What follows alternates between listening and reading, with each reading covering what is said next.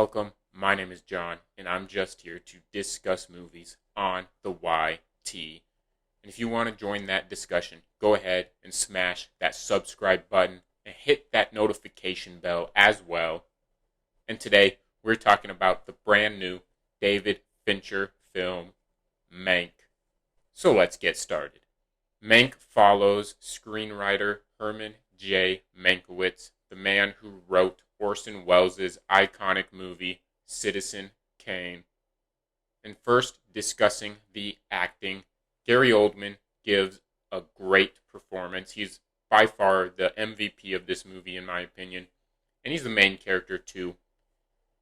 But outside of that, I think Amanda Seyfried gives a fantastic performance as well, but I don't think she's in the movie too much necessarily, but I think when she is in the movie, her presence is easily felt and she gives a great performance.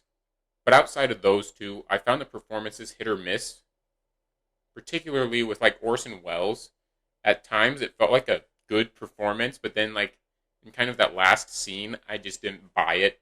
For some reason, I just didn't feel it. Moving on to the visuals, this is probably my favorite aspect of this movie. It has kind of that nice black and white aesthetic to it.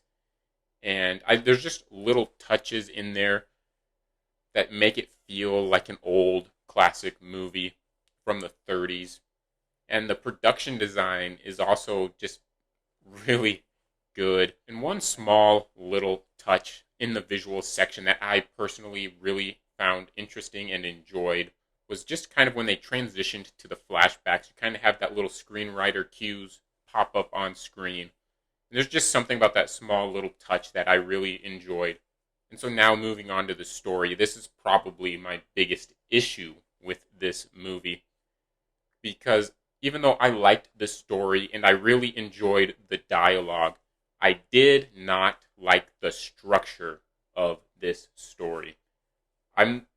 I've never been a big fan of flashbacks. There's some movies where it works really well for me, but usually they don't work very well for me, and it just feels like storylines get abruptly interrupted by either flashing back or when the flashbacks end and flashing back to the main or modern storyline. That being said, when the election stuff started happening, it had me pretty engaged. And even though it did frustrate me whenever it would just almost feel like it randomly flashed back to Mank sitting in a bed writing Citizen Kane, I still found myself pretty invested in the movie for the most part once the election stuff started happening. And I do think this tells a great story that is very relevant right now in terms of the election stuff and how MGM used like actors for their campaign. And lastly, talking about the sound, I really enjoyed the sound design and sound editing, how it kind of sounded like a classic movie without sounding like a dated movie. And I also enjoyed the score quite a bit, although there were certain moments where it felt a little generic. Overall, I did think the score was really well handled in this movie.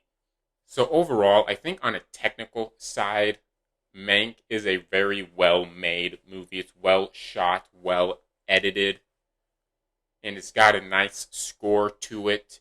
And it has a great performance by the lead actor. But I do think the structure of the storytelling wasn't handled perfectly. Even though the story itself was good, the structure I had issues with. But overall, I really did enjoy this movie, and I think Mank deserves a 4.